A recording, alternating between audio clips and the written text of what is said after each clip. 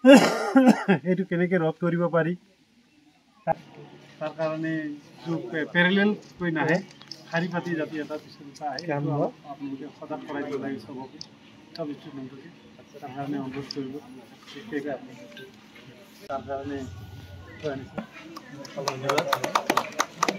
এইটো কাৰণে মই আপোনাক এইটো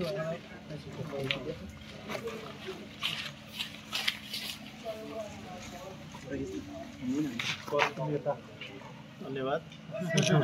আজি বিশ্বাস কৰি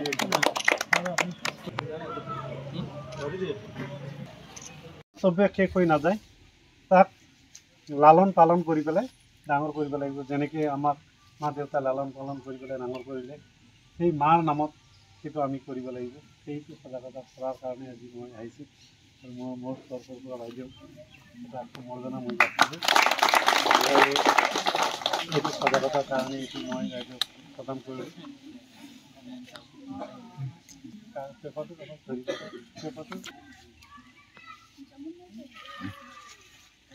সম্বৰ্ধনা কৰিলোঁ আৰু মানে আমি আজি বিশেষকৈ আমাৰ মানুহ গঢ় লোৱা ঠাই হ'ল শিক্ষা অনুষ্ঠান এই শিক্ষা অনুষ্ঠানত আহি পেলাই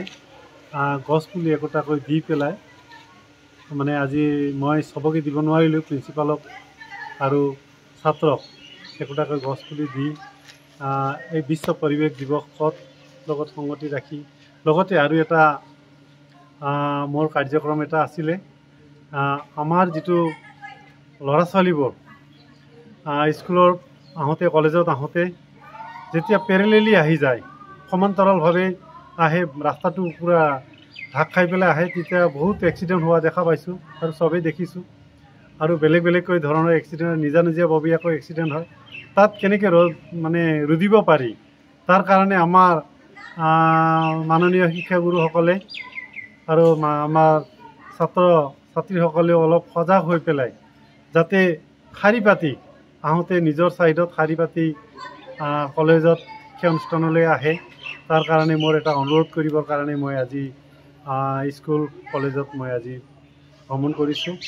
আৰু মোৰ এটা যি আহিছিলে আমাৰ ইয়াৰে সমাজকৰ্মী ৰামদাস ডাঙৰীয়া তেখেতে আমাৰ পৰিৱেশৰ বিষয়ে আমাক বুজালে গছ গছনি ৰোৱাকে ধৰি আৰু বিশেষকৈ ৰোড ছেফটিৰ ওপৰত তেখেতে আমাক সুন্দৰভাৱে বুজাই দিলে যে স্কুল কলেজৰ ল'ৰা ছোৱালীখিনি ৰাস্তাত কেনেকৈ আহিব জোৰ পাতি আহে যাৰ ফলত ৰাস্তাত বিভিন্ন দুৰ্ঘটনাৰ সৃষ্টি হয় গাড়ী মটৰ চলোৱা দিগদাৰ হয় যান জঁটৰ সৃষ্টি হয় এই সম্পৰ্কে সজাগতা আমাক তেখেতে তাৰ কাৰণে তেখেতক বহুত বহুত ধন্যবাদ।